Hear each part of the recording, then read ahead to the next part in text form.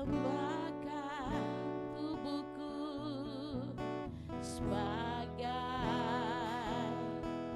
persembahan yang hidup, kudus,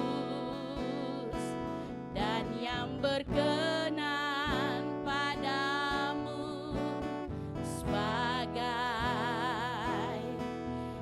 ibadah yang sejati. Katakan, Bapa, ku persembahkan tubuhku sebagai persembahan yang hidup, kudus, dan yang berkenan padamu, sebagai ibadah yang sejati. Katakan, ku sembah Kau, Yesus Tuhan, ku sembah Kau Tuhan, ku sembah Kau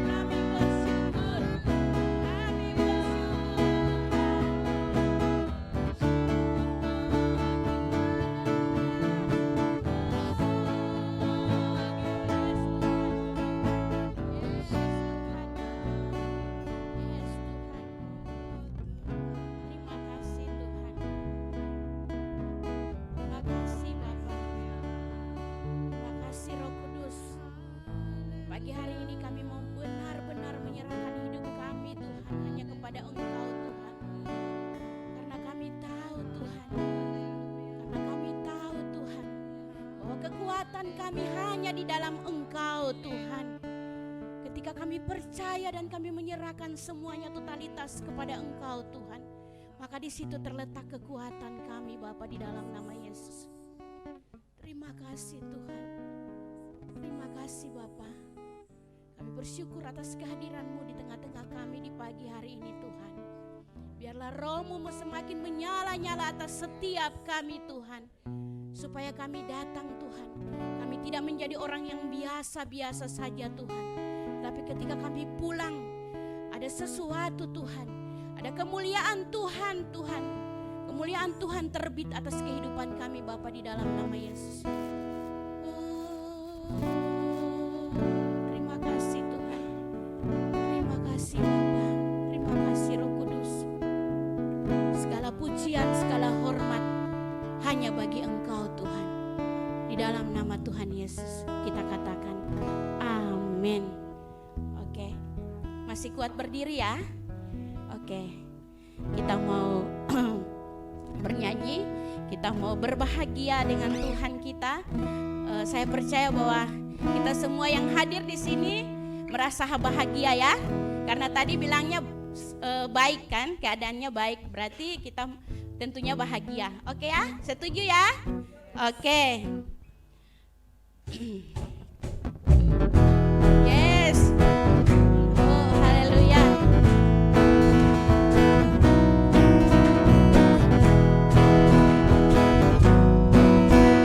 Kita katakan hari ini kurasa bahagia.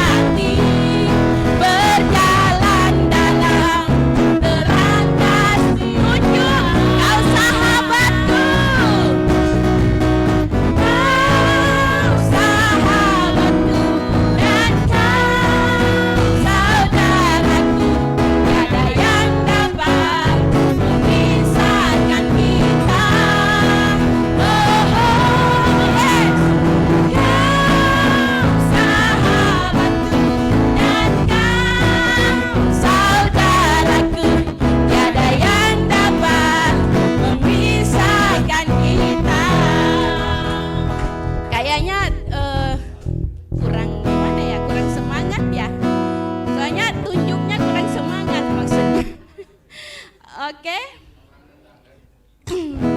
Kita sepakat ya, semangat ya. Kita mau bernyanyi untuk Tuhan loh.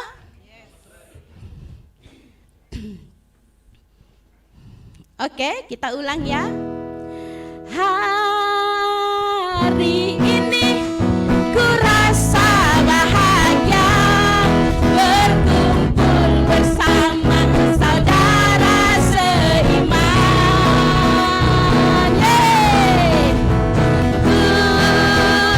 Tuhan Yesus telah satukan kita tanpa memandang di antara kita.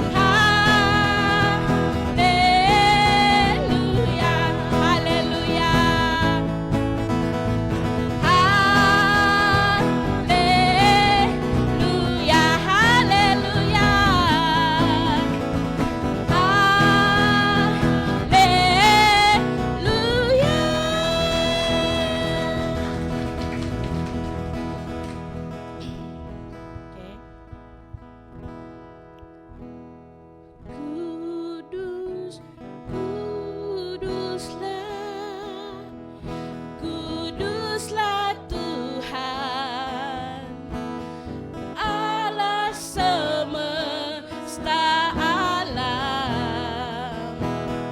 Kudus, kuduslah, kuduslah Tuhan. Surga bumi menyembah. Kudus, kuduslah Tuhan. Kudus, kuduslah, kuduslah Tuhan. Allah semesta alam. Kudus, kuduslah Tuhan. Surga bumi menyembah. Kudus, kudus, kudus, kuduslah, kuduslah Tuhan. Allah semesta alam. Kudus, kuduslah. Yes Tuhan, kudus, benar Tuhan, Engkau kudus Tuhan. Surga bumi menyembah.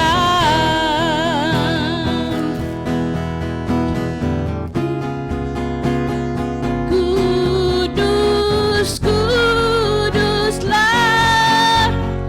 kuduslah Tuhan. Allah semesta alam. Kudus, kuduslah, kuduslah Tuhan. Yes Tuhan. Surga bumi kudus, kudus, kudus, kuduslah, kuduslah Tuhan. Allah semesta alam. Kudus, kuduslah, kuduslah Tuhan. Surga bumi katakan dengan hati. Kudus, kuduslah. Yes Tuhan, Engkau kudus Tuhan. Kuduslah, Engkau kudus sehingga Engkau menguduskan hidup kami Tuhan. Engkau menguduskan hidup kami Tuhan. Yes Tuhan. Kudusku, yes Tuhan. Kuduslah Tuhan. Surga bumi katakan. Kudus, kuduslah Tuhan. Kudus, kuduslah. Yes Tuhan. Kuduslah Tuhan. Amin. Allah semesta alam. Kudus, kuduslah, kuduslah Tuhan. Surga bumi kudus, kudus, kudus, kuduslah. Yes Tuhan, Engkau kudus Tuhan. Engkau kudus Tuhan. Engkau kudus Tuhan. Yes, yes Tuhan. Bahkan Engkau menguduskan hidup kami Tuhan, sehingga kami berkenan Tuhan di hadapan Engkau Tuhan. Terima kasih atas kekudusan-Mu Tuhan, yang menguduskan hidup kami Tuhan.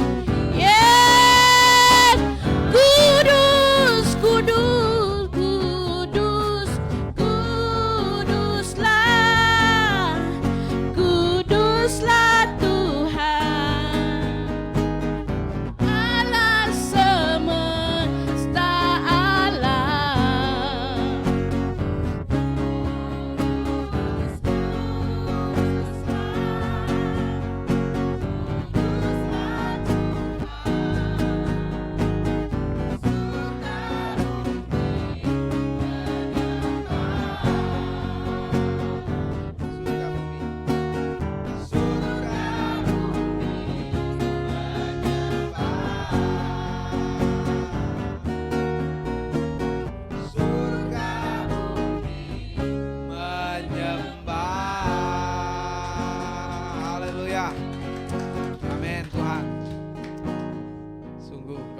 Sungguh luar biasa Tuhan.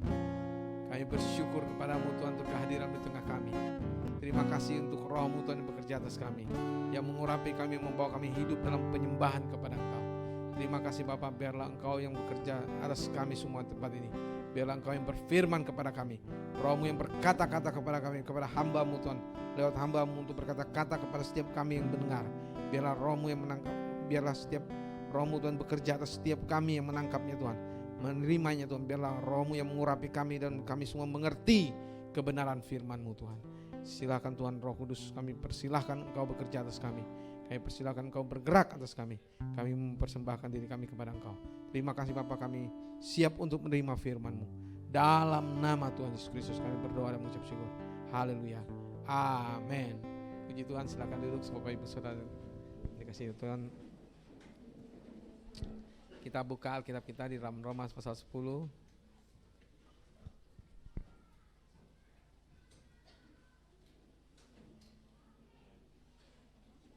Roma pasal 10 ayat 17.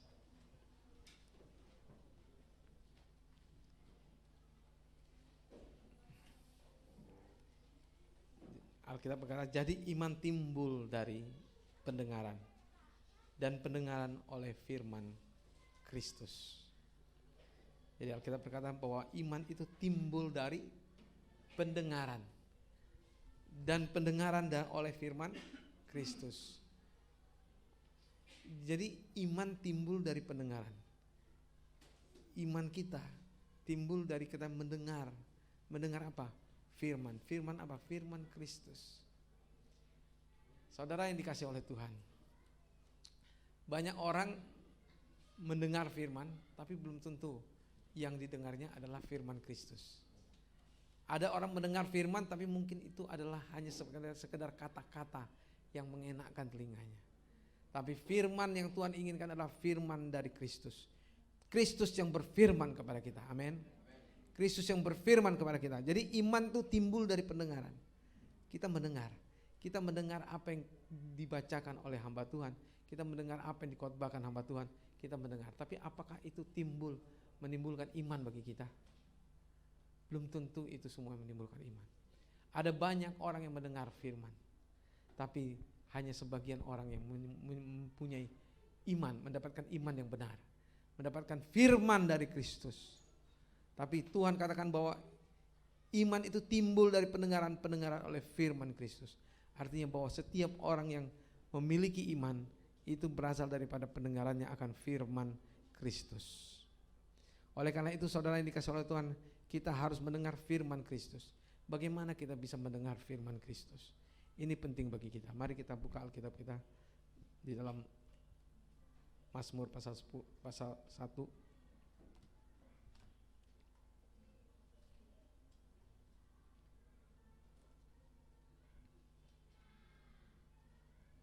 Kita buka Mazmur pasal 1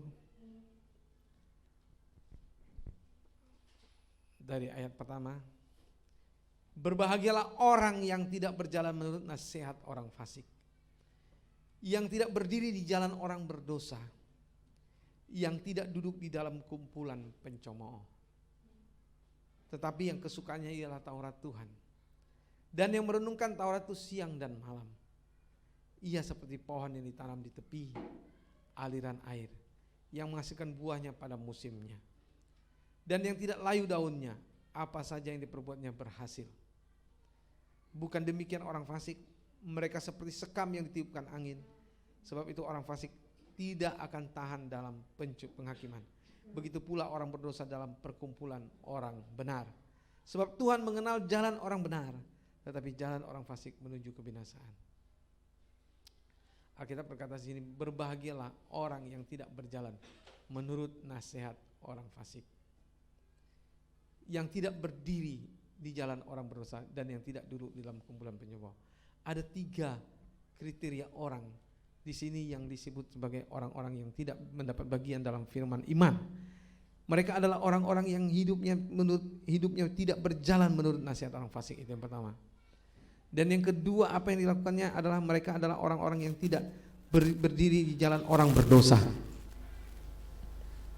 Dan yang ketiga adalah mereka adalah orang yang tidak duduk dalam kumpulan pencemooh. 3 kriteria orang-orang yang tidak akan bisa mendapatkan firman iman. Mereka tidak akan pernah mendapatkan iman. Apapun, mungkin siapapun yang mendengar firman itu, mungkin yang berkhotbah orang yang diurapi sekali. Tetapi walaupun dia diurapi sekali, tapi kalau orang yang mendengarnya itu adalah orang yang tidak terbuka hatinya kepada Tuhan, orang yang tidak mendapatkan firman Kristus, Kristus tidak berbicara kepada dia, orang itu pun tidak akan pernah mendapatkan iman. Tetapi orang yang hidupnya tidak berjalan menurut nasihat orang fasik, artinya orang yang tidak berjalan. Di sini dikatakan mereka tidak berjalan menurut nasihat orang fasik, dan kemudian dikatakan tidak berdiri jalan orang berdosa, dan yang ketiga adalah tidak duduk dalam kumpulan pencemooh. Ini adalah orang-orang yang tidak mendapat bagian dalam firman iman. Nah, oleh karena itu saudara yang dikasih oleh Tuhan, Allah menginginkan kita supaya hidup kita bagaimana hidup kita tidak berjalan menurut nasihat orang fasik. Artinya bahwa kita kalau melakukan apapun juga, dari mana kita mendapatkan nasihatnya? Siapa yang mendorong kita untuk melakukannya? Apakah itu berasal daripada orang lain? Apa itu berasal dari tetangga kita? Atau itu berasal dari firman Tuhan? Kita harus berjalan menurut nasihat orang fasik. Maaf, kita tidak boleh berjalan menurut nasihat orang fasik. Kita harus berjalan menurut nasihat dari firman Tuhan. Kita harus mendengar firman Allah. Seharusnya setiap kita orang yang percaya kepada Tuhan, kita harus berdoa kepada Tuhan supaya setiap pagi ketika kita membaca Alkitab, Allah berbicara kepada kita. Amin. Adakah kita sudah setiap pagi membaca Alkitab? Setiap pagi kita harus membaca Alkitab. Kita meminta Allah berbicara kepada kita. Dia berbicara menasihati kita. Lalu dikatakan sini bukan hanya berjalan, bukan hanya tidak berjalan dan menurut nasihat orang fasik, tetapi dia tidak berdiri. Dia tidak berdiri di jalan orang berdosa. Saudara yang dikasih oleh Tuhan, ada jalan orang berdosa. Ada nasihat-nasihat orang berdosa yang menyuruh kita untuk kita berdiri di jalannya, berdiri menurut ketetapannya, menurut apa yang dipikirkannya. Itu yang terjadi, banyak sekali terjadi di dunia ini. Ada banyak orang hidupnya berjalan menurut nasihat orang fasik. Dengan jalan apa? Mungkin dia berpikir bahwa kita ini ngapain sih susah-susah pergi beribadah hari Minggu? Di rumah saja kan bisa. Kita di rumah aja, nggak perlu hari Minggu. Kenapa kita harus hari Minggu? Nasihat mereka adalah supaya kita jangan menerima firman Allah. Mereka mengajarkan kepada kita untuk kita percaya bahwa firman Allah itu bisa kita dapat dari manapun juga, sehingga kita akhirnya berpikir bahwa kita nggak perlu beribadah. Tetapi firman Allah juga mengajarkan kepada kita supaya kita beribadah kepada Tuhan. Amin. Firman Tuhan mengajarkan kepada kita supaya kita beribadah kepada Tuhan. Janganlah kamu melupakan pertemuan-pertemuan ibadah kita. Jangan kita melupakan pertemuan-pertemuan ibadah kita. Kita harus semakin giat melakukannya, giat melakukan pertemuan ibadah itu menjelang hari Tuhan yang mendekat. Pertemuan ibadah tidak boleh kita tinggalkan. Kita harus tetap berjalan menurut di jalan orang benar, bukan di jalan orang berdosa. Kita harus tetap ada dalam mendengar firman Allah. Hari Minggu kita harus tetap datang menurut nasihat orang benar, bahwa hari Minggu kau harus datang beribadah. Kita harus beribadah bersama-sama. Lalu dikatakan sini yang tidak duduk, yang ketiga adalah yang tidak duduk dalam kumpulan pencemooh. Saudara yang dikasih oleh Tuhan, yang ketiga adalah tidak duduk dalam kumpulan pencemooh. Pencemooh ini orang apa? Orang-orang yang hanya berkomentar tentang orang lain tapi tidak pernah mereka berbuat apa-apa. Mereka hanya orang yang berkata-kata tentang orang lain tapi mereka tidak pernah melakukan apa yang dituntut oleh hidup oleh Tuhan hidup dia. Mereka hanya orang yang berkata-kata tentang orang lain. Wah, si ini begini-begini, si ini begini-begini. Kita jangan hidup kita menurut nasihat para pencemooh ini. Tuhan tidak inginkan kita hidup seperti itu. Jikalau kita hidup menurut nasihat orang pencemooh ini, Tuhan tidak akan pernah memberikan firman-Nya. Tetapi di sini katakan, tetapi yang kesukaannya ialah Taurat Tuhan, dan yang merenungkan Taurat itu siang dan malam. Kesukaannya ialah Taurat Tuhan. Taurat Tuhan, firman Allah, yang merenungkan Taurat itu siang dan malam. Ini yang harusnya ada pada kita. Saudara yang dikasihi oleh Tuhan. 3 tadi, yang pertama tadi kita harus tinggalkan. Jangan kita hidup berjalan menurut nasihat orang fasik, dan tidak berdiri jalan orang berdosa, dan yang tidak duduk dengan kumpulan jemaat. Tetapi kesukaannya ialah Taurat Tuhan. Kita harus kesukaan kita lihat Taurat Tuhan, dan yang merenungkan Taurat itu siang dan malam. Alkitablah yang harusnya kita renungkan. Firman Allah lah yang harusnya kita renungkan. Dan bukan hanya kita renungkan hanya di pagi hari. Walaupun kita di pagi hari kita saat teduh, tapi kita harus renungkan itu siang dan malam. Kita harus jadikan itu sebagai pokok pegangan kita, bahwa Allah berfirman kepada kita untuk kita melakukan apa yang diperintahkannya, dan kita hidupi itu siang dan malam. Ini yang diinginkan Tuhan bagi kita. Jikalau kita hidup kita seperti ini, maka Tuhan akan memberkati kita. Kita akan dikatakan ia akan seperti pohon yang ditanam di tepi aliran air. Kita akan seperti pohon yang ditanam di tepi aliran air. Pohon yang ditanam di tepi aliran air kayak mana? Pernahkah dia keguguran daunnya? Enggak. Dia pasti akan tetap berbuah, akan tetap daunnya akan tetap ada. Dia akan tetap ada daunnya dan menghasilkan buahnya pada musimnya. Pada musimnya ia akan menghasilkan buah. Tidak mungkin dia tidak menghasilkan buah.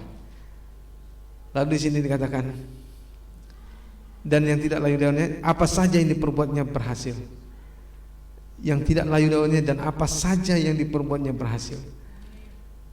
Apapun yang diperbuat orang-orang yang melakukan firman Tuhan, yang kesukaannya adalah Taurat, apapun yang diperbuatnya akan berhasil. Ini bukan bermain-main, ini bukan hanya sekedar kata-kata belaka begitu, tapi ini adalah kebenaran firman. Kalau kita memang hidup sesuai dengan firman Tuhan dan kita lakukan itu, kita akan seperti pohon yang ditanam di tepi aliran air. Kita akan menghasilkan buahnya, dan apa saja yang kita perbuat pasti berhasil. Apa saja yang kita perbuat pasti berhasil. Pasti berhasil dikatakan. Kita tidak mungkin tidak bisa berhasil. Dan kemudian dikatakan di sini, bukan demikian orang fasik, mereka seperti sekam yang ditiupkan angin. Sebab itu orang fasik tidak akan tahan dalam penghakiman. Begitu pula orang berdosa dalam kumpulan orang benar. Orang fasik seperti sekam yang ditiupkan angin. Sekam itu kayak mana? Sekam itu nggak ada isinya. Sekam itu apa namanya? Ada kulitnya tapi nggak ada isinya, nggak ada bijinya, nggak ada nasinya, nggak ada berasnya, nggak ada gandumnya, nggak ada. Yang ada adalah hanya kulit luarnya saja. Dan sekam itu dikatakan dia seperti sekam yang ditiupkan angin. Artinya orang ini karena ringannya, tidak ada dayanya, tidak ada beratnya, tidak bisa berbuat apa-apa, dia gampang ditiupkan angin. Kemana angin mengempaskannya, dia akan mengarah ke sana. Sebab itu orang fasik tidak akan tahan dalam penghakiman. Begitu pula orang berdosa dalam perkumpulan orang benar. Orang fasik tidak akan bisa tahan dalam penghakiman. Dan begitu pula orang berdosa dalam perkumpulan orang benar. Apa bedanya perkumpulan orang benar ini dengan orang fasik ini? Orang benar ini berarti adalah orang yang sudah dibenarkan Tuhan. Orang yang sudah dikatakan Tuhan, engkau sudah dibenarkan, engkau sudah karena imanmu engkau sudah dibenarkan. Engkau sudah dikatakan amin, yang kau katakan itu menjadi benar dalam hidupmu. Apa yang kau katakan itu adalah menjadi benar, engkau akan hidupi itu. Dan engkau akan berdaya guna, engkau akan berhasil dalam hidupmu. Angin tidak akan bisa meniupkan engkau. Angin tidak akan bisa menggocoh engkau. Dia tidak akan membawa engkau kepada ketidakbenaran, tapi dia tidak akan bisa membawa engkau kepada kehancuran, kepada kefasikan, tapi kepada apa yang benar yang Tuhan inginkan. Jadi orang benar itu akan hidup di jalan, kan sebab Tuhan mengenal jalan orang benar. Orang benar itu akan hidup di jalannya Tuhan. Jalan orang fasik itu menuju kebinasaan. Kalau kita hidup taat kepada Tuhan, hidup kita mentaati apa yang dikatakan firman Tuhan, maka Tuhan katakan bahwa hidup kita adalah hidup kita seperti jalan orang benar. Hidup kita adalah hidup kita betul-betul kuat di dalam Tuhan. Kita akan tetap kokoh dalam Tuhan. Dan kita mau lihat sama-sama Yeremia 17, hal yang sama di dalam Yeremia 17 di sini dikatakan.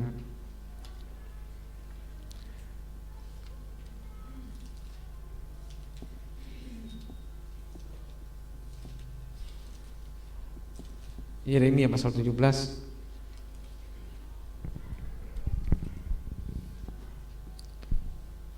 ayat yang dari ayat kelima. Beginilah firman Tuhan.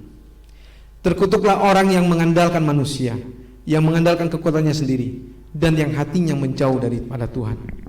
Ia akan seperti semak bulus di padang belantara. Ia tidak akan mengalami datangnya keadaan baik. Ia akan tinggal di tanah angus di padang gurun, di negeri padang asin yang tidak berpenduduk. Diberkatilah orang yang mengandalkan Tuhan, yang menaruh harapannya pada Tuhan. Ia akan seperti pohon yang ditanam di tepi air, yang merambatkan akar-akarnya di tepi batang air, dan yang tidak mengalami datangnya panas terik, dan yang daunnya tetap hijau, yang tidak khawatir dalam tahun kering, dan yang tidak berhenti menghasilkan buah. Saudara yang dikasih oleh Tuhan, di sini dikatakan terkutuklah orang yang mengandalkan manusia. Saudara, siapakah orang-orang yang fasik itu? Orang-orang yang hidupnya di jalan orang berdosa, itu adalah orang-orang yang mengandalkan manusia. Orang-orang yang lebih mendengarkan perkataan orang manusia lain. Orang-orang yang lebih mendengarkan perkataan tetangganya. Dia lebih mendengarkan apa yang dikatakan mereka. Dia tidak mau mendengarkan apa yang dikatakan firman Tuhan. Dia di sini orang yang mengandalkan orang lain. Dia hanya minta nasihat orang lain, tapi tidak pernah mengandalkan Tuhan. Dia mungkin meminta kepada mungkin hamba Tuhan, tapi dia meminta hamba Tuhan, tapi dia tidak memiliki hati yang terbuka. Mungkin hamba Tuhan yang dimintanya, tapi hatinya nggak terbuka kepada firman Tuhan. Dia tidak membaca firman Tuhan. Saudara yang dikasih oleh Tuhan, orang-orang yang mengandalkan Tuhan adalah orang-orang yang membaca firman Tuhan. Orang-orang yang mengandalkan Tuhan adalah orang-orang yang merenungkan firman Tuhan itu siang dan malam. Dia membaca firman Tuhan setiap pagi. Dia tidak menganggap bahwa firman Tuhan itu sebagai suatu omongan di hari Minggu, tapi firman Tuhan itu adalah omongan setiap hari yang harus dia dengar. Dia harus terima itu. Amin. Kita harus menerima firman Allah setiap hari. Setiap hari kita harus menerima firman Allah. Tuhan ingin berfirman kepada kita. Jadi kita, kalau orang-orang yang terkutuk itu adalah orang-orang yang mengandalkan manusia, yang mengandalkan kekuatannya sendiri, yang hatinya menjauh daripada Tuhan. Orang-orang yang terkutuk itu adalah orang-orang yang mengandalkan kekuatannya sendiri, yang menjauh daripada Tuhan, yang tidak mau mengandalkan Tuhan. Ia akan seperti semak bulus di padang belantara. Ia tidak akan mengalami datangnya keadaan baik. Ia akan tinggal di tanah angus, di padang gurun, di negeri padang asin yang tidak berpenduduk. Alkitab katakan, kalau orang-orang yang mengandalkan manusia, mengandalkan kekuatannya sendiri, dia akan seperti pohon yang seperti semak bulus di padang belantara. Dia akan seperti semak bulus yang di padang belantara, yang tidak mengalami datangnya keadaan baik. Ia akan tinggal di tanah angus, di padang gurun. Saudara, padang gurun itu, tanah angus itu kayak mana sih? Saudara yang dikasih oleh Tuhan, padang gurun, tanah angus atau tanah yang kering karena adanya bergaram tanahnya, asin tanahnya, itu nggak mungkin ada tanaman. Tanaman nggak mungkin bisa hidup di tanah yang kering, di tanah angus, di tanah yang tandus, karena tanaman itu akan mengalami yang namanya hemolisis ya. Artinya dia akan, sel-selnya akan pecah. Dia akan tidak bisa bertahan di dalam tanah yang mengandung garam. Dia mengalami hemolisis. Sel-sel di akarnya itu akan pecah dan akan keluar air. Dan dia nggak bisa menahan air, sehingga dia akan mati. Itulah tanaman-tanaman yang tanah padang gurun, tanah yang tidak ada bisa hidup. Di mana kita lihat laut mati. Laut mati itu adalah daerah yang tandus, yang banyak garamnya, dan tidak ada satupun pohon di dalamnya. Kalau engkau mungkin ambil air dari air sumurmu lalu kamu buang ke laut mati, apa ada gunanya? Enggak ada gunanya. Itu akan lenyap, itu tidak akan berhasil. Semuanya akan mati di laut mati. Tidak ada kehidupan di laut mati. Itulah keadaan semak belukar orang-orang yang mengandalkan manusia. Dia akan seperti pada tanaman yang di padang gurun. Dia akan mati. Dia akan mengalami keadaan yang kering, sehingga dia akan seperti semak bulus di padang belantara ia tidak akan mengalami datangnya keadaan baik. Ia akan tinggal di tanah angus di padang gurun. Dia seperti tanaman yang di tanah angus, akan kering dan dia akan mati. Engkau tidak akan bisa ditanam di situ. Dan itu yang terjadi atas orang-orang yang mengandalkan manusia dan yang mengandalkan kekuatannya sendiri. Saudara yang dikasihi oleh Tuhan, engkau mungkin berkata, aku sudah mengandalkan Tuhan. Dari mana engkau tahu? Mungkin engkau berpikir, aku udah baca Alkitab. Saudara yang dikasihi oleh Tuhan, kita mungkin bisa berkata kita sudah baca Alkitab. Tapi apakah betul-betul Alkitab itu kita baca dengan sungguh-sungguh? Apakah kita sungguh-sungguh menarik perhatian kita Alkitab lalu kita gali itu di dalam? Apakah kita membaca Alkitab itu kita mendapatkan ayat firman Tuhan untuk menegur kita, untuk menasihati kita? Apakah kita mendapatkan itu untuk membawa kita, menuntun kita di hari-hari kita itu? Ini yang menjadi hal yang penting bagi kita. Jikalau kita menjadi orang yang mengandalkan Tuhan, kita akan mendapatkan firman Tuhan, lalu kita gali itu, kita renungkan, kita wujudkan dalam hidup kita. Ini untuk apa Tuhan? Apakah ini firman-Mu merupakan janji-Mu? Apakah ini merupakan firman untuk menguatkan saya hari ini? Apakah ini firman Tuhan untuk mengarahkan saya kepada janji-janji-Mu yang lain? Apakah ini Engkau inginkan supaya saya mengandalkan ini? Itu yang Tuhan ingin, supaya kita membaca Alkitab seperti itu. Kita harus merenungkan firman itu siang dan malam. Kita minta supaya Tuhan berbicara lewat hidup kita, lewat firman itu, supaya firman itu berbicara bagi kita untuk hidup kita. Adakah yang harus kita bersihkan dalam hidup kita? Apakah firman itu merupakan perintahnya? Apakah itu untuk menegur kita? Kita harus melihat itu. Kita tidak boleh membaca firman Tuhan asal kita baca, tapi kita harus merenungkan itu, membawa itu supaya betul-betul apakah firman itu menegur kita dalam hidup kita. Apakah ini perintah Tuhan? Apakah ini perintah-Mu Tuhan? Tuhan, firman-Mu berkata begini, supaya saya melembutkan hati saya ada hati saya yang keras Tuhan. Kalau firman Tuhan berbicara kepada kita, menegur kita, kita harus lembutkan hati kita. Kita harus dengar firman Tuhan, kita merendahkan diri kita. Kita harus bertobat dari sikap hati kita yang keras. Amin. Ini yang Tuhan inginkan terjadi atas hidup kita. Dan kalau kita mengandalkan Tuhan ini, kita akan menjadi, kalau kita mengandalkan Tuhan, diberkatilah orang yang mengandalkan Tuhan, yang menaruh harapannya pada Tuhan. Kalau kita mengandalkan Tuhan dan menaruh harapan kita pada Tuhan, ia akan seperti pohon yang ditanam di tepi air. Alkitab katakan orang seperti ini adalah orang yang ditanam seperti pohon yang ditanam di tepi padang air, yang selalu mendapatkan air. Tidak mungkin dia tidak mendapatkan air. Yang selalu meresap air, yang selalu mendapatkan air yang hidup, air yang menghidupkan dia, yang menyegarkan dia. Dan di sini katakan ia akan seperti pohon yang ditanam di tepi air, yang merambatkan akar-akarnya di tepi padang air, dan yang tidak mengalami datangnya panas terik. Kalaupun ada panas terik, saudara, tapi karena dia ada akarnya kena ke batang air, dia tidak akan pernah layu. Dia akan tetap segar.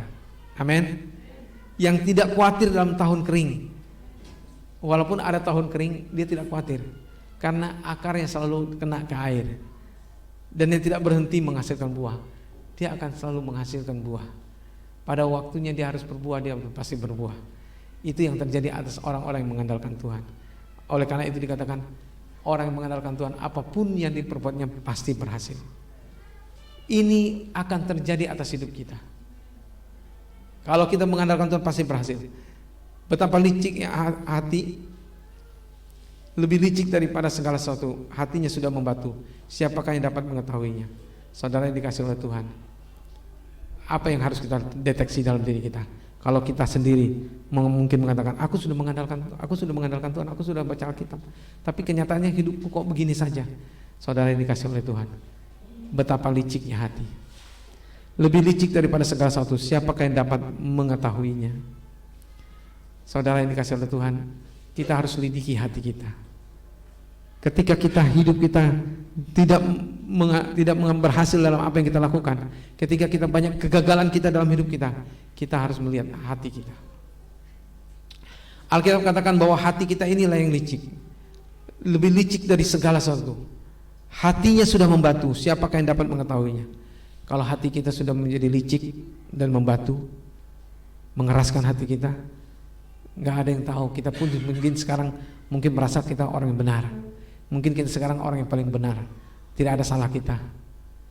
Mungkin kita katakan aku sudah baca Alkitab, tapi saudara yang dikasih oleh Tuhan, walaupun engkau sudah baca Alkitab, tapi kalau hatimu licik, hatimu menjadi licik dan hatimu sudah membantu, engkau sendiri sulit mengetahuinya. Itu dibutuhkan orang lain untuk menegur engkau, dibutuhkan orang lain untuk mengecek dirimu, dibutuhkan orang lain untuk menegur engkau, menampar engkau, dibutuhkan orang lain. Kita tidak tahu siapa hati kita, karena kita sendiri merasa bahwa diri kita sudah benar, tapi dari mana kita tahu? Orang lain yang kita butuhkan. Ketika orang lain mengetahui hati kita lalu kita ditegurnya, kita akhirnya mengerti bahwa ada salah kita. Kita harus melembutkan hati kita. Hati kita ini yang harus dikoreksi. Dan Tuhan berbicara kepada hati kita. Aku Tuhan yang menyelidiki hati, yang menguji batin, untuk memberi balasan kepada setiap orang setimpal dengan tingkah lakunya, setimpal dengan hasil perbuatannya. Allah berkata bahwa Dia menyelidiki hati dan menguji batin kita. Allah menyelidiki hatimu dan menguji batinmu untuk memberi balasan kepada orang setimpal dengan tingkah langkahnya, setimpal dengan, di sini dikatakan setimpal dengan hasil perbuatannya. Jadi kalau kita melihat hasil perbuatan kita, kok nggak ada nih, apa yang saya kerjakan, kok sepertinya nggak ada yang berhasil ini. Tapi saya sudah membaca Alkitab, tapi kok begini? Kan ini kebalikan, nggak mungkin. Kalau kita sudah baca Alkitab, sudah mengandalkan Tuhan, sudah menguji Tuhan dalam segala satunya, dan kita sudah percaya pada Tuhan, mengandalkan Tuhan dan mempraktekkan firman Tuhan, pastilah berhasil. Tapi ini kok nggak berhasil? Ada yang salah dalam diri kita. Hati kita lah yang menjadi masalah. Hati kita yang harus dikoreksi supaya hati kita diperbaiki. Seperti ayam hutan yang mengerami yang tidak ditelurkannya, demikianlah orang yang menggaruk kekayaan secara tidak halal. Pada pertengahan usianya ia akan kehilangan semuanya, dan pada kesudahan usianya ia terkenal sebagai orang bebal. Saudara yang dikasihi oleh Tuhan, seperti ayam hutan yang mengerami yang tidak ditelurkannya, demikian orang yang menggaruk kekayaan secara tidak halal. Jadi orang-orang yang akhirnya tidak mengandalkan Tuhan, yang menaruh harapannya kepada manusia, yang mengandalkan manusia dan kekuatannya, ia tidak akan berhasil, karena Tuhan akan mengoreksinya, Tuhan akan menegur dia, Tuhan akan mengoreksi hatinya, sehingga dia akhirnya menyadari bahwa siapa salahnya. Tapi kalau dia tidak menyadari itu, dia akan hancur. Tahta kemuliaan luhur dari sejak semula, tempat bait kudus kita. Ya pengharapan Israel Tuhan, semua orang yang meninggalkan engkau akan menjadi malu. Orang-orang yang menyimpang daripadamu akan dilenyapkan di negeri, sebab mereka telah meninggalkan sumber air yang hidup, yaitu Tuhan. Jikalau kita akhirnya meninggalkan Tuhan, kita akan mendapatkan malu. Orang-orang yang menyimpang daripada Tuhan akan dilenyapkan dari negeri, sebab mereka telah meninggalkan sumber air yang hidup, yaitu Tuhan. Kalau kita sudah meninggalkan sumber air hidup Tuhan, maka kita tidak akan mendapatkan apa-apa. Kita akan kehilangan segala sesuatunya. Inilah yang kita harus harapkan dalam hidup kita. Dalam hidup kita, kita harus mengandalkan Tuhan, mengecek diri kita sejauh mana. Biarlah kita selalu diuji, mau diuji Tuhan ketika kita dikoreksi Tuhan.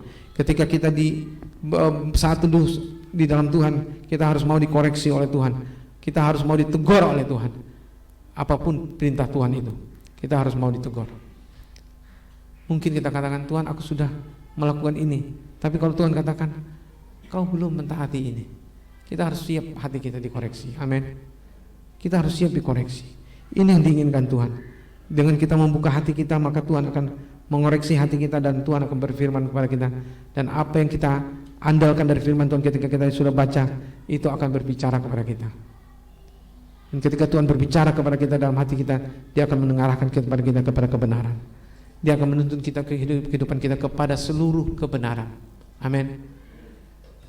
Saudara yang dikasihi oleh Tuhan, apa itu seluruh kebenaran?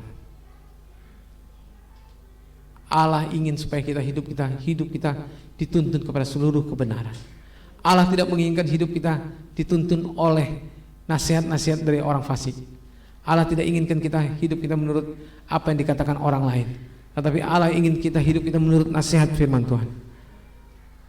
Tuhan ingin membawa kita menurut nasihat firman Tuhan, menuju kepada kebenarannya, yaitu bahwa Allah ingin menuntun kita kepada seluruh kebenaran, artinya adalah Allah ingin membawa hidup kita ini menjadi benar di hadapannya sesuai dengan firman-Nya, sehingga hidup kita akhirnya menjadi berkenan di hadapan Tuhan, sehingga Allah menambahkan kepada kita kebaikan-Nya, kebajikan-Nya, sehingga kehidupan kita hari demi hari adalah berbuat baik bagi Tuhan. Amin. Itu yang diinginkan Tuhan. Alkitab katakan bahwa Allah sudah menjadikan kita dari sejak semula untuk hidup kita berbuat baik. Amin. Allah menjadikan kita, karena kita ini buatan Allah, diciptakan dalam Kristus Yesus untuk melakukan pekerjaan baik yang dipersiapkan Allah sebelumnya. Pekerjaan baiklah yang disiapkan Allah bagi kita. Amin. Gak ada pekerjaan yang buruk, hanya pekerjaan baik yang dipersiapkan Allah sebelumnya bagi kita. Oleh karena itu, apa yang Tuhan ingin lakukan besok itu adalah pekerjaan baik. Gak ada pekerjaan buruk. Ini yang terjadi. Kalau ada masalah, itu bukan masalah baik atau buruknya, tapi itu kita akan melihat masalah itu akan menjadi apa nantinya. Kalau hal itu nanti masalahnya akan menjadi buruk, makin buruk dan makin menenggelamkan kita, itu ada masalah bagi kita. Kita ada yang salah dalam jalan Tuhan. Tapi kalau yang masalah itu akhirnya menjadi baik, menjadi kebaikan bagi kita, maka itu adalah masalah yang baik. Amin. Itu menjadi baik. Ini yang Tuhan inginkan supaya terjadi dalam hidup kita. Jangan sampai ada masalah yang terjadi dalam hidup kita menjadi buruk. Ini banyak orang sendiri banyak mencobai Tuhan. Dia berpikir begini, Tuhan, aku sudah mengikut Tuhan, tapi kok kenapa begini saja? Hidupku kok begini saja? Hidupku kok nggak bertambah-tambah baik, makin buruk. Karirku kok makin buruk, bisnisku makin buruk. Saudara yang dikasih oleh Tuhan, Tuhan tidak pernah membawa kita kepada hal yang buruk. Tuhan ingin membawa kita kepada yang baik. Lalu mengapa menjadi buruk? Kita harus kembali lagi, Tuhan, ini ada apa? Kalau kita sendiri datang mengikut Tuhan karena kita mencari berkat-Nya, kita salah. Kita bukan datang mencari berkat-Nya, kita datang mencari Tuhan. Amin. Tuhanlah yang kita ingin dapatkan. Ketika kita mendapatkan Tuhan, maka Tuhan memberkati kita. Amin. Wajah Tuhanlah yang kita cari, bukan berkat Tuhan. Amin. Wajah Tuhan yang kita cari. Ketika kita mencari Tuhan, kita menemukan wajahnya, kita menemukan kemuliaannya, kita disingkapkan Tuhan kebenarannya, maka kita akan mengerti, oh ini yang Tuhan inginkan, supaya hidup saya seperti ini. Ketika kita mengubah hidup kita, maka Tuhan membawa kita kepada seluruh kebenaran. Dia akan menuntun kita kepada kebaikan dan kebaikan. Itu yang Tuhan mau bawa kita. Tidak ada satupun kejahatan yang Tuhan berikan bagi kita, kebaikannya. Amin. Oleh karena itu, saudara yang dikasih oleh Tuhan, karena Allah ingin membawa kita kepada seluruh kebaikannya, kita harus menyediakan hati kita kepada Tuhan. Ini Tuhan, hidup saya Tuhan, koreksi saya Tuhan, selidiki saya. Apapun yang kau katakan tentang saya mau dikoreksi. Saya mau hidup saya diubah. Aku mau diubah sesuai dengan apa yang kau inginkan. Apa yang saya harus lakukan? Kita harus lakukan itu. Lalu Tuhan akan tuntun kita, dan Tuhan akan buka jalan bagi kita, untuk kita akan tahu, oh ini yang benar itu seperti ini, sehingga kita akan melakukan kebenaran. Lalu Allah akan menambahkan kepada kita kebaikannya. Dia akan membuat semuanya itu menjadi baik. Itu yang Tuhan inginkan terjadi dalam hidup kita. Amin. Gak ada yang buruk, gak ada yang buruk, semuanya akan menjadi baik, karena itu yang disediakan Allah. Dia mau supaya kita hidup di dalamnya. Dia mau supaya kita hidup di dalam kebaikan Tuhan. Amin. Dia tidak ingin supaya kita hidup di luar kebaikan Tuhan. Kebaikannya yang Dia mau berikan bagi kita. Oleh karena itu, saudara yang dikasih oleh Tuhan, mari kita saat ini menyadari hal ini. Andalkan Tuhan, berharaplah kepada janjinya, berharaplah kepada janji firman Tuhan, kepada firman Tuhan, dan andalkan firman Tuhan. Firman Tuhan yang kita butuhkan, wajahnya yang kita mau dapatkan, dan kita ingin mendapatkan wajahnya, dan Dia akan mengubah hidup kita. Dan ketika Dia mengubah hidup kita, kita akan berubah, dan Tuhan akan menyingkapkan kepada kita kebenaran, dan Dia akan membawa kita dari kebenaran demi kebenaran. Dia akan bawa kita dari kebaikan kepada kebaikannya, Dan ketika kita masuk ke dalam kebaikannya, Dia akan memberkati kita. Amin. Dia pasti akan memberkati kita. Tidak mungkin kita tidak diberkati. Jikalau ada yang berkata, aku kok gak diberkati, itu ada salah dari dirimu.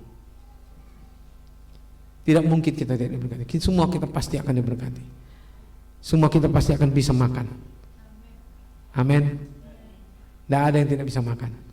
Semua kita pasti bisa makan, pasti bisa akan menikmati apa yang diberikan Tuhan bagi kita. Ini yang Tuhan inginkan terjadi atas hidup kita. Oleh karena itulah Tuhan ingin supaya kita hidup di dalam kebenaran. Oleh karena itu saudara yang dikasihi oleh Tuhan, kalau kita sudah hidup dalam kebenaran ini, Tuhan akan membawa kita kepada seluruh kebenarannya, dan Dia akan membawa kita kepada perubahan demi perubahan. Dia akan ubah hidup kita. Orang akan mulai melihat kita, kok kamu bisa beda ya? Kok kamu hidup kamu bisa beda? Kok kamu bisa seperti ini, aku gak bisa seperti itu.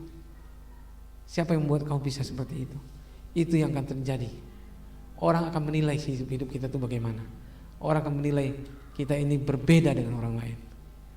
Itu yang Tuhan inginkan terjadi atas hidup kita. Amin. Pernah orang berkata begitu padamu? Pernah?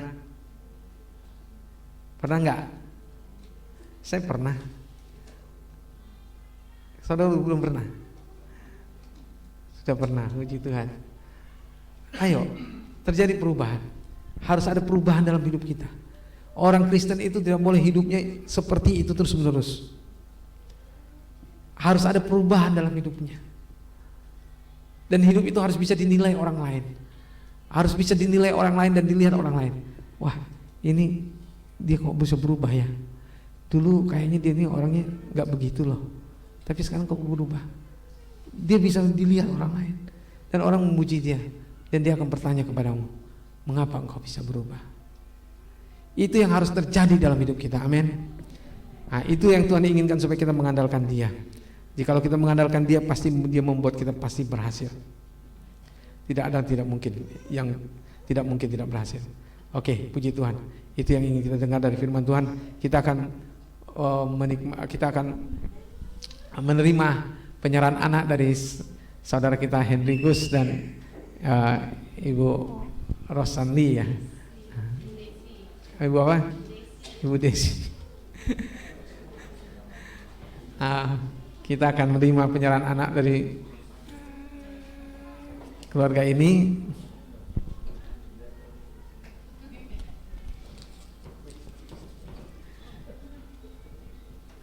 Silakan kedua orang tua dan membawa anaknya.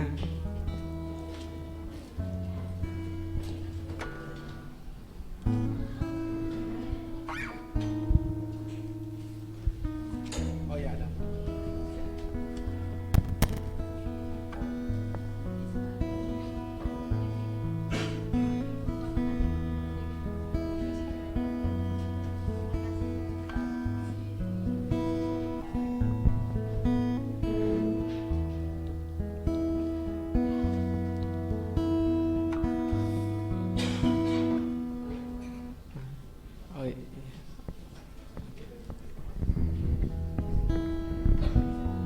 Bapak Ibu Saudara yang dikasihi oleh Tuhan, gereja kita, gereja Kristen Kemah Daud adalah gereja yang mengajarkan kepada kita bahwa seorang anak waktu masih kecil harus diserahkan kepada Tuhan.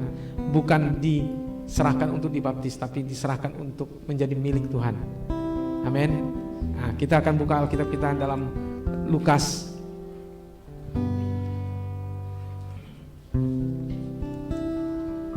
Lukas pasal 2.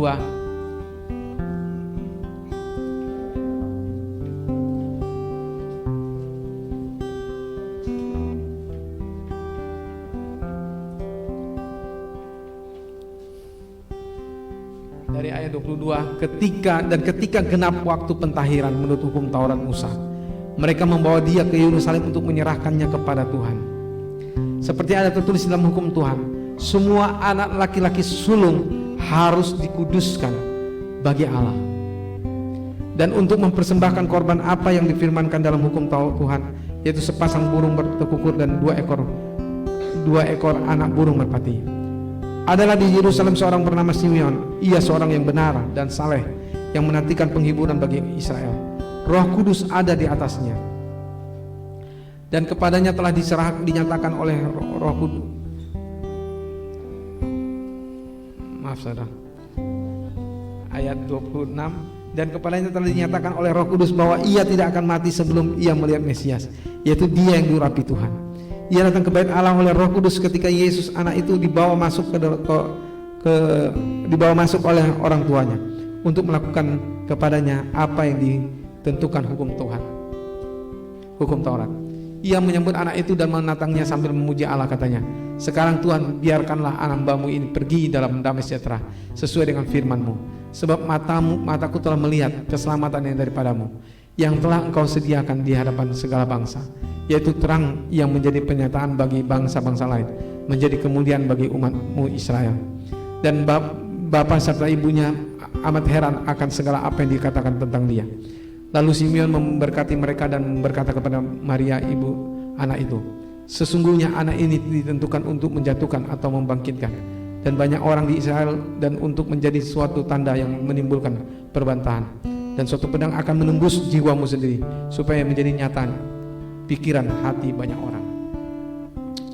Bapak ibu saudara yang dikasihi oleh Tuhan, Tuhan Yesus pada waktu kecil dia diserahkan kepada Tuhan. Dia bukan dibaptis, tapi diserahkan. Yesus kapan dibaptisnya? Umur berapa Yesus dibaptis? Yesus dibaptis umur 30 tahun. Yesus dibaptis umur 30 tahun. Ketika sudah dewasa, anak kecil diapain waktu diberi waktu dia masih kecil? Diserahkan kepada Tuhan. Di sini setelah dia disunat, dia diserahkan kepada Tuhan. Dia diserahkan kepada Tuhan sudah menjadi milik kepunyaan Tuhan, supaya Allah menjadi bapaknya, dan Bapa menjadi milik Bapa, dan Allah akan memelihara dia, menjaga dia, dan mendidik dia, dan menjaga dia, memelihara dia dari segala yang jahat. Sehingga suatu saat kelak anak ini dia akhirnya menjadi milik Tuhan dan akhirnya dibaptis. Itu yang dilakukan Yesus ketika waktu masih kecil. Dan itu yang dilakukan oleh kita gereja Tuhan di sini. Amin. Gereja Tuhan di sini bukan membaptis, tapi diserahkan anak itu kepada Tuhan, sehingga anak itu menjadi milik Tuhan. Dan ini Hendrikus menyerahkan anaknya kepada Tuhan, menjadi milik Tuhan, sehingga anak ini menjadi milik kepunyaan Tuhan, dan Tuhan akan menjaga dia, memelihara dia, dan mereka harus mendidik dia dalam Tuhan, dan Tuhan akan mendidik dia dan mendidik dia dan menuntun dia kepada seluruh kebenaran. Sehingga pada suatu saat anak ini mendengar Injil dari bapaknya atau dari ibunya, lalu dia terima Yesus. Dan setelah terima Yesus, barulah dia boleh dibaptis. Orang kalau belum terima Yesus, gak boleh dibaptis. Hanya orang yang sudah terima Yesus lah yang dibaptis. Saya dulu waktu kecil juga diserahkan, tapi saya akhirnya sadar, wah saya ini salah. Saya ini seharusnya ini bukan waktu kecil diserahkan. Sehingga saya dibaptis. Setelah udah gede dibaptis lagi. Mungkin orang tua saya bilang, kenapa kamu dibaptis 2 kali? Enggak, saya bukan 2 kali, saya sekali saja mah. Loh, itu kemarin kamu dibaptis itu bukan, itu dulu yang baru-baru ini mah itu dibaptis. Kalau yang dulu itu bukan dibaptis, itu saya diserahkan oleh bapak mama. Loh, kan dulu kamu bukan diserahkan, tapi dibaptis. Itu salah mah. Alkitab tidak katakan dibaptis. Yang dibaptis itu adalah waktu saya sudah besar, waktu saya sudah terima Yesus. Setelah saya terima Yesus, barulah saya dibaptis. Itulah yang dilakukan Yesus. Yesus setelah Yesus menjadi dewasa, barulah dia dibaptis. Ini yang terjadi. Walaupun Yesus tidak berdosa, Yesus tidak perlu dibaptis sebenarnya, tapi karena dia memang mau menggenapi hukum Allah, mau menggenapi kehendak Allah, maka dia memberi diri dibaptis. Dia memberi dirinya dibaptis. Oleh karena itu di sini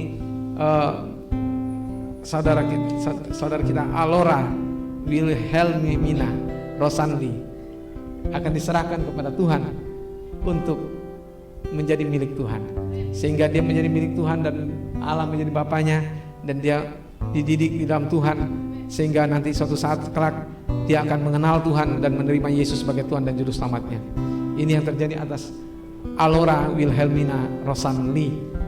Ayahnya adalah Bapak Hendrikus Rosanli dan ibunya ada Desi Natalia.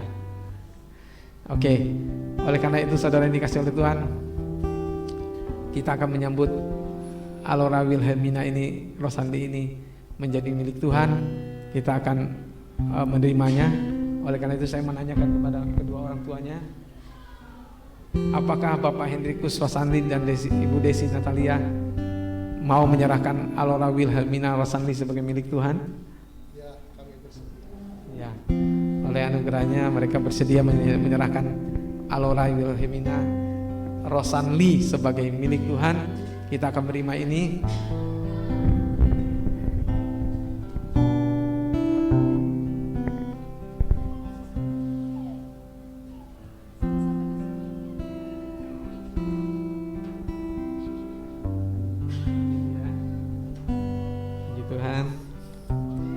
Ayo kita bangkit berdiri sama-sama. Kita nyanyikan kasih dari surga. Kasih dari surga memenuhi tempat ini. Kasih dari Bapa surgawi. Kasih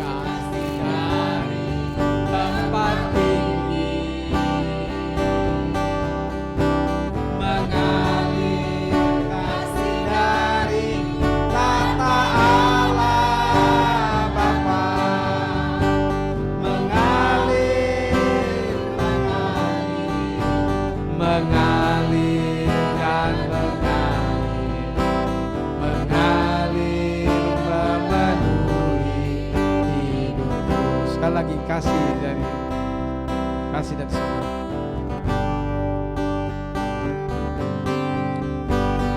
Kasih dari surga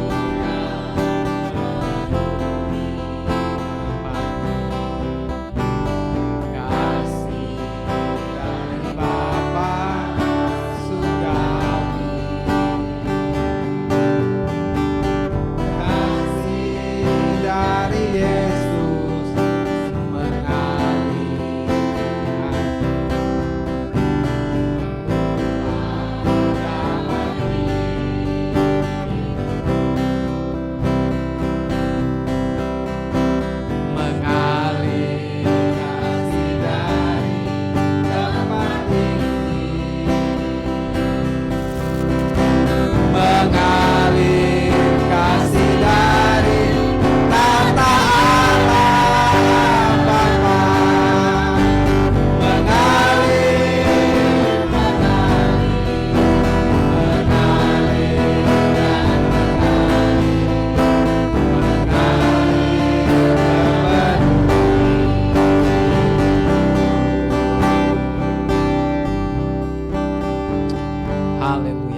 Terima kasih Tuhan Yesus. Kami bersyukur kepadamu Tuhan Yesus, karena anakmu ini Alora Wilhelmina Rosanli diserahkan bagi Engkau Tuhan sebagai milikmu Tuhan. Terima kasih Tuhan untuk Alora Wilhelmina Rosanli.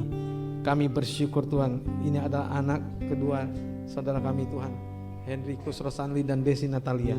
Kami bersyukur kepadamu Tuhan untuk anak mereka ini Tuhan. Terima kasih Tuhan untuk Alora Wilhelmina Rosanli Tuhan. Terima kasih Tuhan Kami bersyukur kepadamu Tuhan. Dia adalah milik-Mu Tuhan, milik punyaan-Mu Tuhan. Biarlah Engkau ya Tuhan yang memberkati dia Tuhan. Biarlah Engkau Tuhan yang menjaga dia, memelihara hidupnya Tuhan. Kami percaya kepada Engkau Tuhan.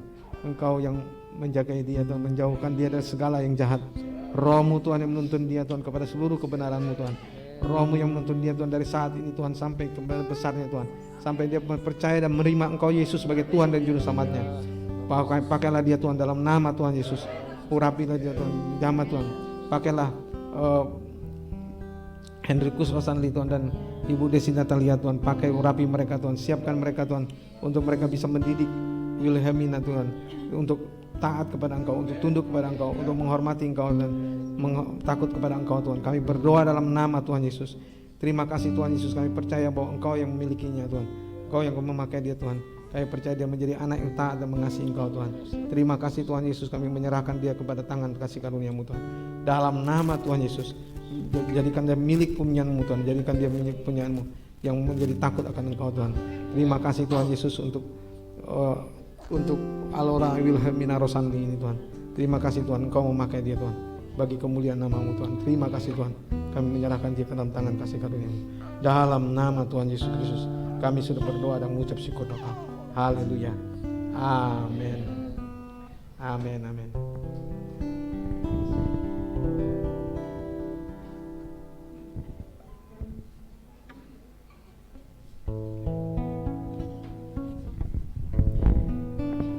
Inilah dia Alora Wilhelmina Rosanli, sudah menjadi milik Tuhan, dan Ibu Hendrikus Rosanli dan Desi Natalia sudah menyerahkannya kepada Tuhan. Di Tuhan ini mereka. Tuhan memberkati kedua orang.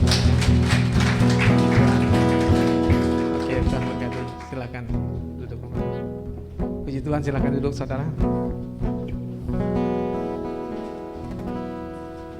Kita akan menutup firman Tuhan tadi yang sudah kita dengar. Mari kita berdoa. Bapa, terima kasih Tuhan, kami bersyukur untuk firman-Mu yang sudah kami dengar. Biarlah Roh-Mu Tuhan yang terus berbicara kepada kami Tuhan, menguatkan kami untuk kami menjadi orang yang taat kepada Engkau, yang tunduk kepada Engkau Tuhan, mengandalkan Engkau dalam hidup kami Tuhan. Hanya Engkau lah Tuhan satu-satunya Tuhan dan Juru Selamat kami yang kami andalkan. Kami percaya kepada firman-Mu Tuhan. Hanya firman-Mu lah yang kami andalkan dalam hidup kami. Roh-Mu Tuhan terus bekerja atas kami dan membawa kami kepada seluruh kebenaran-Mu. Terima kasih Bapa, kami serahkan diri kami kepada pekerjaan Roh Kudus-Mu. Dalam nama Tuhan Yesus Kristus kami berdoa dan mengucap syukur. Haleluya. Amin. Puji Tuhan.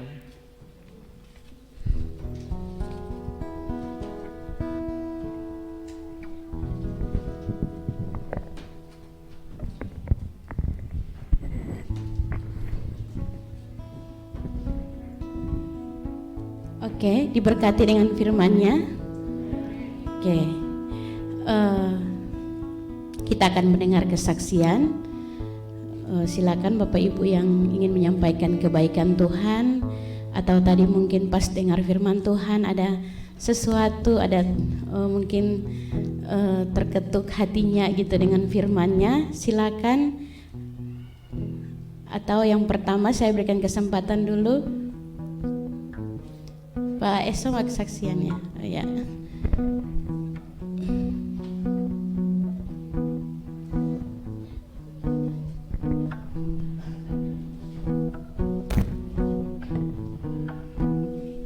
Shalom. Shalom Bapak Ibu, saudara-saudari. Tadinya saya mau nyanyi, cuma melihat Bung Noke kayaknya enggak jadi nih. Takut menyaingin Bung Noke. Sekali-sekali duet. Ya saya mau cerita sedikit. Mungkin sebagian Bapak Ibu sudah mengetahui apa yang kami alami. Jadi ya mungkin Bapak Ibu sudah pernah melewati bagaimana seorang anak sakit ya.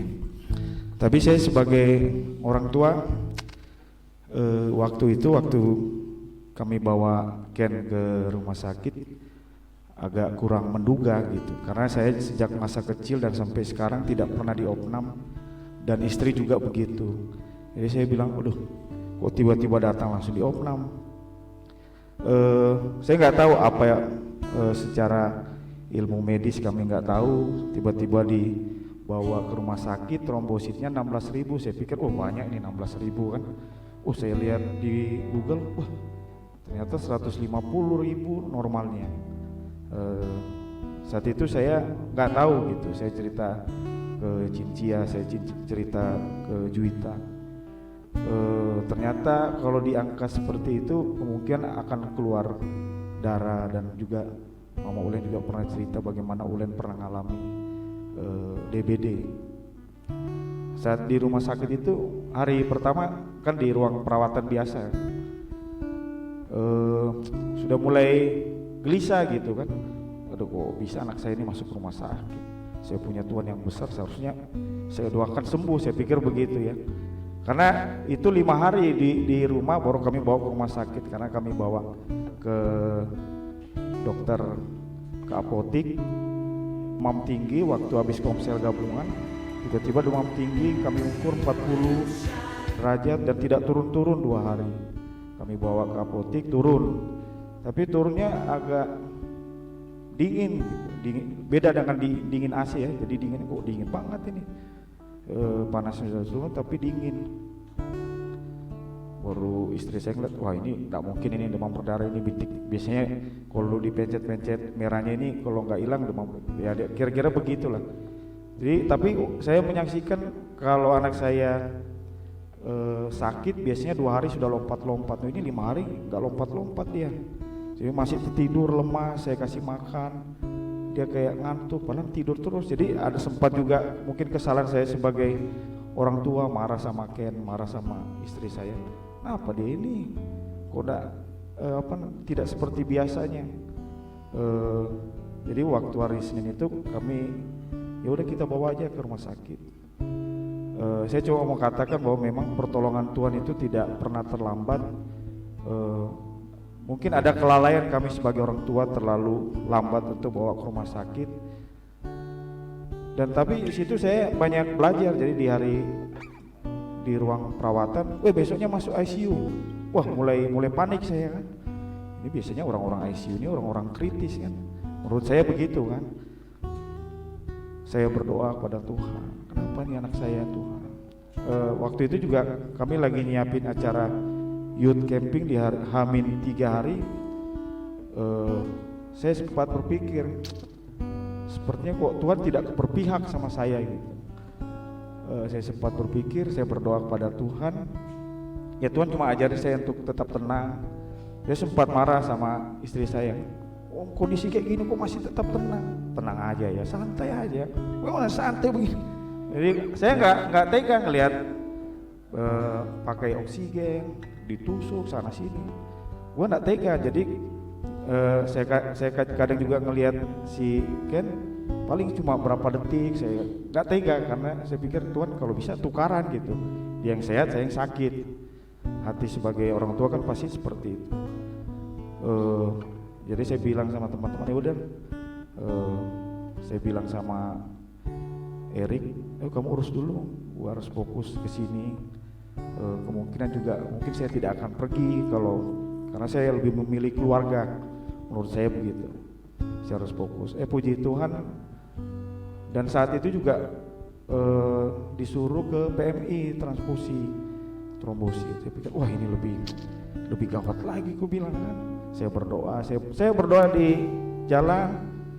Tiba-tiba kan kalau saya ICU kan karena di ICU itu saya ngelihat 3 orang meninggal, ada juga yang demam berdarah, ada yang baru masuk meninggal. Semakin cenat-cenut ya kan, jantung begini. Saya berdoa, saya bilang kan saya kasih nama buat anakmu berdasarkan dari saya. Saya tiba-tiba celik, oh ya enggak mungkin lah Tuhan panggil. Kan dia belum menyelesaikan panggilan Tuhan. Yang artinya Tuhan berikan dan dia diberikan nama. Tuhan yang berikan, saya akan pakai dia di masa mudanya, di masa tuanya. Dan itu yang membuat saya semakin ketika janji Tuhan itu ada pada saya pegang. Ya meskipun janji Tuhan itu ada, pikiran tetap melayang-layang kan. Tetap berpikiran, saya melihat, oh belum ada perubahan. Gimana? Oh naik 48.000. Oh kapan naik 150 ini? Nah, jadi Juwita datang kan, biasanya itu akan naik dia setiap hari. Oh ya, ada penghiburan ya kan. Berarti setiap hari ada naik. Berapa naik? Masih segini. Wah, kok belum sampai 100 saya pikir kan. Gimana, sudah bisa pindah nggak? Ya belum bisa pindah lah. Terus ada teman, si anak ini juga DBD, dia sudah pindah gitu. Padahal sama-sama masukin kan, sudah pindah, kapan saya pindah ini? Ya puji Tuhan di ICU cuma 2 hari dan saat itu keluar di hari Jumat, jadi angkanya sudah sampai 150.000, semakin naik. Saya banyak belajar saat itu, jadi sebagai orang tua yang tenang, sebagai orang tua yang karena kalau yang kondisi-kondisi di situ saya nggak tenang, istri saya yang agak tenang, santai aja. Gue bilang, bisa aja santai begini, orang sudah dipasang oksigen, santai gimana? Ya saya ada firman Tuhan yang saya renungkan ya, pencobaan-pencobaan yang kamu alami ialah pencobaan-pencobaan biasa yang tidak melebihi kekuatan manusia, sebab Allah setia karena Ia tidak membiarkan kamu dicobai melampaui kekuatanmu. Pada waktu kami dicobai, Ia akan memberikan kepadamu jalan keluar sehingga kamu dapat menanggungnya. Dan situ ada kekuatan Tuhan yang membuat semakin yakin. Jadi yang sempat kendor semangat jadi semakin bangkit di dalam Tuhan. Dan saat Jumat keluar, saya pikir saya pergi nggak nih ya. Jadi puji Tuhan saya sehari bisa bermain sama anak saya, kemudian saya berangkat sama teman-teman pergi ke acara youth. Ya jadi demikian kesaksian saya. Saya percaya apapun yang kita alami bahwa pertolongan Tuhan tidak pernah terlambat, dan memang kita sebagai orang percaya akan ada ujian-ujian, cobaan-cobaan, tetapi bagaimana kita terus mau memegang janji Tuhan. Demikian kesaksian saya, terima kasih.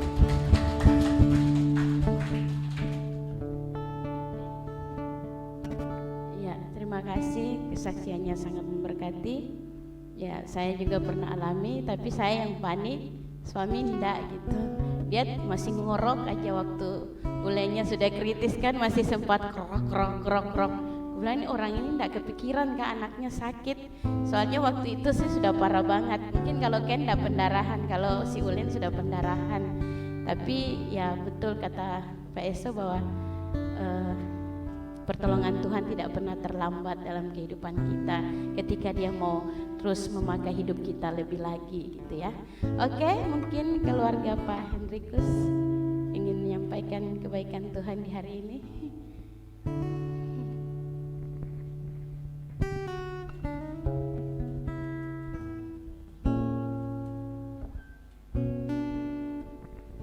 Halo jemaat Tuhan, Shalom. Puji Tuhan ya, boleh hadir bersama-sama pada pagi hari ini. Ya kami dari Bontang keluarga ya, ada 3 keluarga ya boleh hadir di sama-sama beribadah di tempat ini. Ada keluarga Pardede Family ya. Terima kasih juga udah menyempatkan untuk hadir di sini. Dan kakak tercinta, 2 orang yang luar biasa yang yang terus membimbing kami gitu selama kami ada di Bontang gitu ya. Kami boleh bersama-sama dibangun gitu ya, seperti Pak Elison bilang, kita perlu orang untuk menegur gitu ya. Nah, kami berdua gitu tertolong sekali gitu ya. Semakin hari-hari kami semakin mencintai Tuhan dengan luar biasa berkat kakak-kakak kami ini gitu ya. Jadi mereka orang-orang luar biasa yang terus membawa kami untuk terus bertumbuh di dalam Tuhan gitu ya, untuk tetap semangat gitu apapun kondisi kami seperti apa gitu. Saya mau sedikit kesaksian dengan anak kami ini gitu ya. Jadi sebenarnya sudah diputuskan dokter bahwa anak saya ini akan lahir sesar gitu. Oh, saya oke-oke saja gitu ya, karena memang sebelumnya udah sesar gitu ya. Jadi lahirannya akan sesar lagi, padahal dalam hati bilang, wah kami maunya normal Tuhan gitu ya, kami maunya normal. Makanya kami menunggu sampai waktu 5 tahun untuk pemulihan si istri gitu ya, untuk pemulihan si istri supaya dia bisa lahiran normal gitu. Tapi pada kenyataannya dokter bilang, oh tidak bisa, ini harus sesar gitu, karena adalah bahasa medisnya saya nggak paham gitu ya, kenapa gitu. Oke gitu, saya terima. Terus dokternya tanya mau lahiran kapan gitu ya, mau lahiran kapan, kami rembukin, terus kami putuskan untuk dia lahiran tanggal 18 gitu. Kenapa tanggal 18? Karena tanggal 18 itu adalah hari dimana saya terakhir bekerja sebelum cuti gitu, dan juga hari terakhir dimana saya akan mengikuti ujian untuk kenaikan golongan di tempat kerja saya seperti itu. Jadi setelah kenaikan golongan saya cuti, tenang gitu ya, sudah nggak ada lagi yang harus saya kerjain, saya bisa menikmati anak saya gitu ya, istri saya bisa lahiran. Tapi pada kenyataannya nggak seperti itu yang Tuhan mau ya gitu.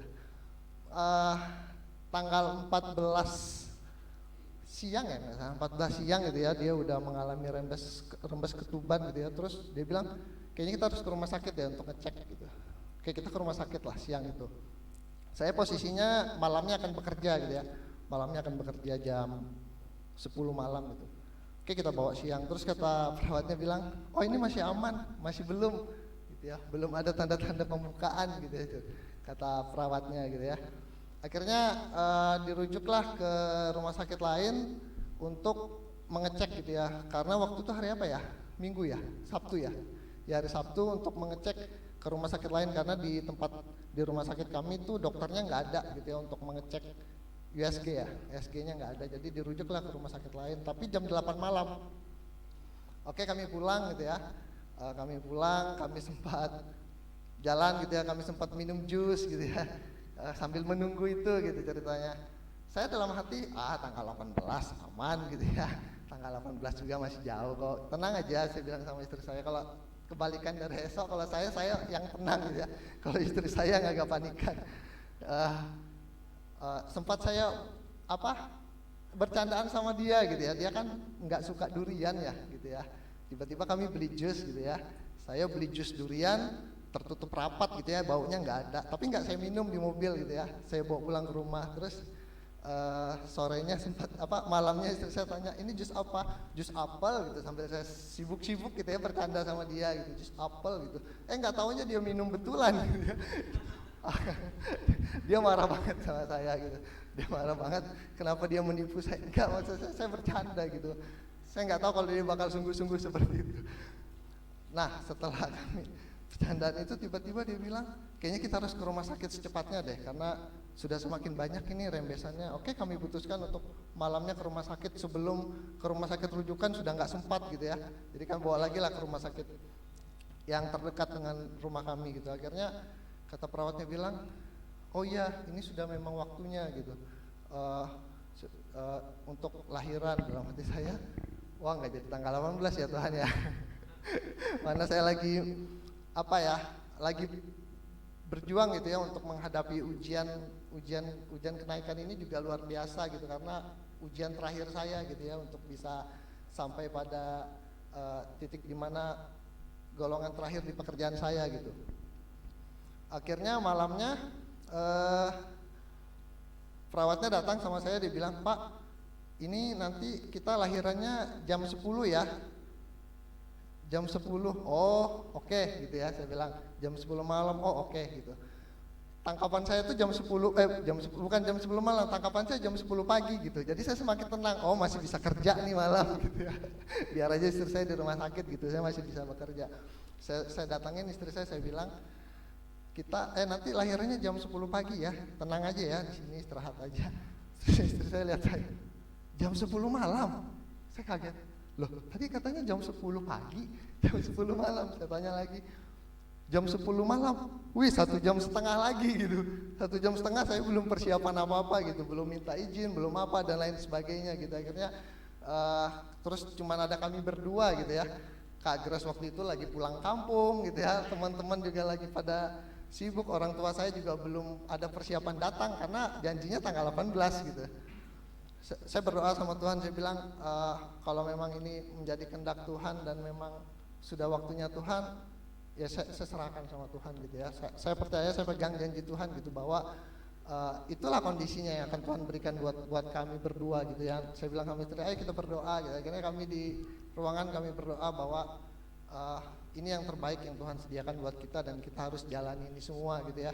Bersyukur puji Tuhan, anak kami lahir dengan baik gitu ya, lahir dengan sesuai dengan yang kami berdua harapkan gitu, sehat gitu ya, tidak tanpa suatu apapun gitu ya. Kami bersyukur sama Tuhan, kami ditambah-tambahkan lagi seorang anak yang akan kami didik, yang akan kami latih gitu, yang akan kami bimbing sampai besar untuk bisa menjadi anak-anak yang mengenal Tuhan gitu, yang percaya sama Tuhan, yang bisa memegang janji Tuhan dan bisa menggenapi apa yang menjadi mimpi Tuhan atas hidupnya. Itu saja, dan berterima kasih buat orang tua saya, mertua saya, juga saudara-saudari saya yang hari ini boleh hadir pagi hari ini beribadah bersama-sama dengan kami. Saya mengucap syukur banget ya, kami mengucap syukur banget. Dan juga orang tua saya ini kebetulan bapak saya, bapak dari istri juga berulang tahun yang ke-70 gitu ya. Puji Tuhan, mengucap syukur boleh tetap masih diberi kekuatan, kesehatan sampai hari ini juga. Oh ya, juga hari ini saudara saya ini Adi, stok lama juga berulang tahun kemarin gitu ya, di 25 Juni gitu ya. Ya kami boleh berkumpul bersama-sama di rumah, itu sebuah anugerah yang luar biasa buat saya gitu ya. Sama juga dengan bisa datang ke tempat ini juga anugerah yang luar biasa buat saya. Itu saja dari saya. Sekian, terima kasih. Oke, luar biasa. Ada lagi satu aja Tai.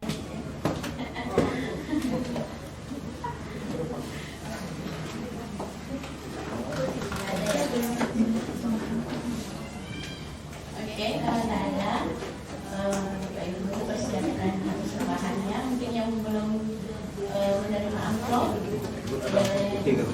mendapatkan atau ada aset yang diberikannya. Kita mendengar pengumuman dulu. Siapa itu?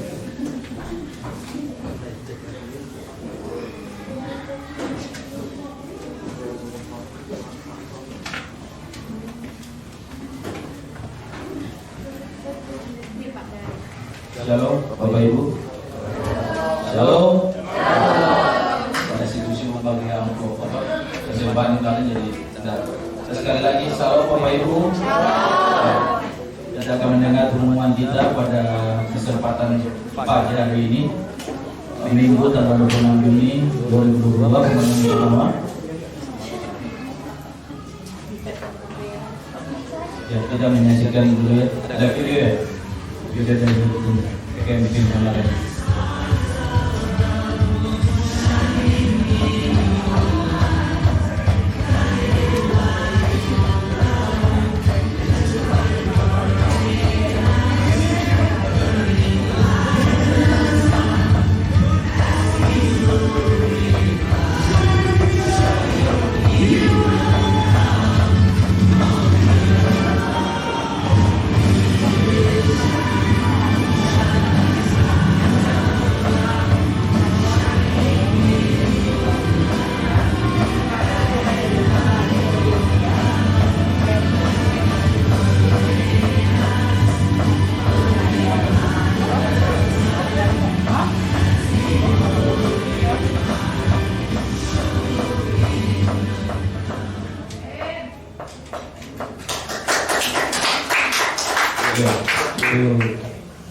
Kegiatan dari PMJ ya. Pertemuan selanjutnya akan diadakan pertemuan kudus pada Minggu tanggal 3 Juli 2022. Untuk selanjutnya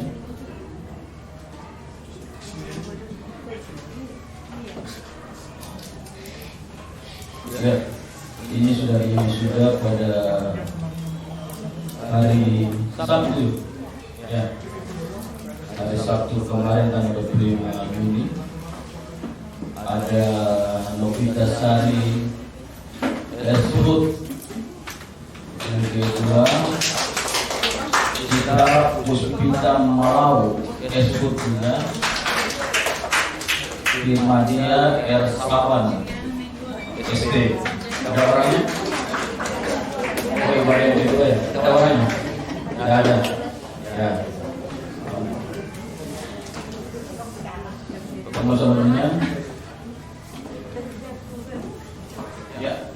akan dilaksanakan evaluasi semester gereja ya, akan dilaksanakan pada hari Jumat dan Sabtu tanggal 15 dan 16 Juli 2022 di Sekretariat Agri tempat ini. Diharapkan masing-masing pelayanan Departemen Apostol ini mempersiapkan laporan. Ya, sebelumnya ya di sini ada informasi komsel. Di sini ada komsel orang tua dan keluarga, ada 5 komsel. Komsel Sion, Komsel 1, Komsel Harmonis 2, Komsel Polosek, Komsel Janan. Komsel ini setiap minggu hari Rabu jam 7 malam. Lanjut. Juga ada pelayan pinggir kota. Yang pertama ada pelayan Lomba. Setiap Jumat untuk remaja pukul 16.00 Wita, untuk keluarga 17.00 Wita. Yang kedua ada pelayanan merah setiap Sabtu pukul 17.30 Wita. Lanjut. Ya, ada kelompok ini bagi profesional muda, karyawan dan pengusaha setiap Sabtu pukul 17.00 di tempat ini. Lanjut. Kami segenap jemaat gereja Gereja Kristo mengucapkan selamat ulang tahun bagi Bapak Ibu yang berulang tahun pada hari ini. 19 sampai 25 Juni 2022 ada Yatri namanya sungguh sadis Yatri Leo Ranel Andris tanggal 25 Juni ya. Ada Bapak Lisbon Jabat ya. Ada Ningsi Yuni Krisiskani Harepa tanggal 29 Juni. Yang terakhir ada Juni Fernando Silalaki 30 Juni. Ada Bapak, ada orang yang belum datang hari ini. Oh, Bapak Jose, sama-sama. Oh iya. Oh iya tadi. Sorry Pak, namanya agak. Ya. Lanjut. Ya, pengumuman ibadah raya kita. Ibadah umum orang tua karyawan pukul 08.00 Wita. Ibadah minggu ceria 08.00 Wita juga. Ibadah youth profesional muda mahasiswa pelajar pada pukul 17.00 setiap minggu. Lanjut. Ya, demikian pengumuman kita pada pagi hari ini. Pengumuman terakhir bagi Bapak Ibu saudara-saudara yang pertama hadir di tempat ini, untuk yang baru pertama hadir mengikuti ibadah kita, dengan hormat saya dan Bapak berdiri. Kalau ada, saya persilakan. Ayo ya Bapak wakil Pak, untuk berdiri. Ya, boleh kiri kanan, boleh mengucapkan selamat datang, selamat beribadah bersama-sama kami di tempat ini. Ya, selamat datang, kami mengucapkan bagi Bapak Ibu selamat beribadah dengan kami di tempat ini.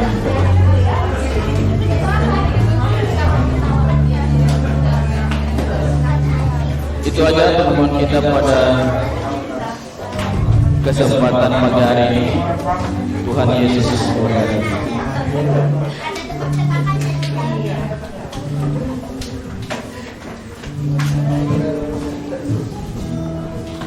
Siap memberikan bagian keputusan. Kita berdiri.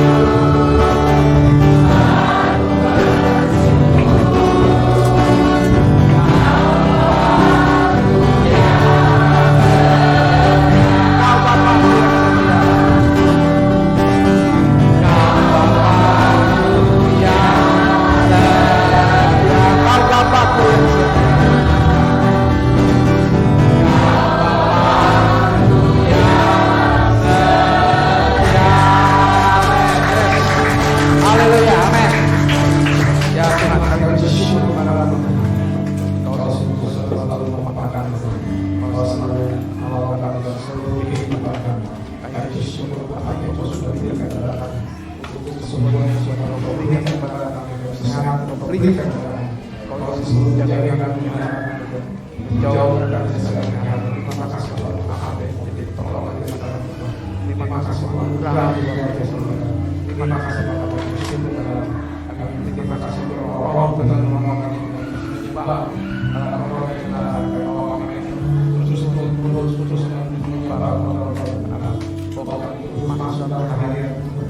yang tidak seluruh kehidupan kami. Terima kasih untuk hari-hari kami yang kita menjalani. Terima kasih untuk Roh yang menolong kami menopang kami dalam hari-hari kami. Kami serahkan diri kami kepada Tuhan. Terima kasih untuk anugerah untuk Roh kami sudah dapat memberikan kepada kami Tuhan apa yang kami bisa berikan berkat dari jasmani Tuhan. Kami bersyukur Tuhan kalau kami bisa memberi dengan sukacita apa yang kami sudah berikan kepada Kau. Biarlah Kau berkati apa yang kami sudah persembahkan Tuhan. Pakailah itu untuk kemuliaan, pakailah itu untuk perluas kerajaan Tuhan di kota kami Tuhan, di seluruh Indonesia Tuhan. Kami berdoa dalam nama Tuhan Yesus Kristus. Biarlah Kau mengurapi kami hamba-hamba yang bisa memakainya yang benar. Kau memakai supaya kami memakainya yang berguna Tuhan kerajaan Tuhan.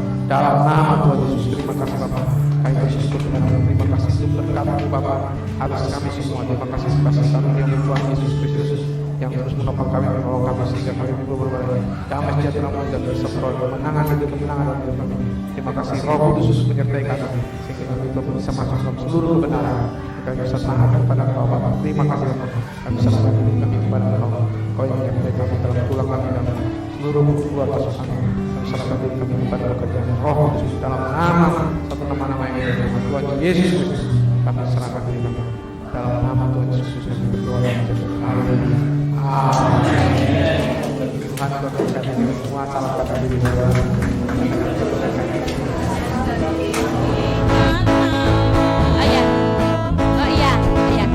Bapak Ibu yang dikasihi dalam Tuhan kita Yesus Kristus, di bawah telah disuguhkan minuman. Jangan langsung pulang ya, tapi kita ngobrol-ngobrol manis dulu di bawah ya. Oke? Ada berkat dari keluarga Hendrius juga.